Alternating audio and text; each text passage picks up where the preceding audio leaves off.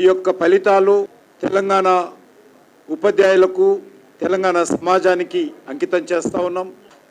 Bharatiya Janata party కార్యకర్తలు గ్రామ స్థాయిలో ఎంతో కష్టపడి అంకిత భావంతో పనిచేశారు కాబట్టి, తెలంగాణ సమాజము ఆదరించింది కాబట్టి ఈరోజు గొప్ప ఫలితాలను ఈ యొక్క శాసన మండలి ఎన్నికల్లో మరి చేకూరడం జరిగింది. భారతీయ జనతా పార్టీ సంబంధించినంత వరకు 2 స్థానాలు ఏకకాలంలో రావడము,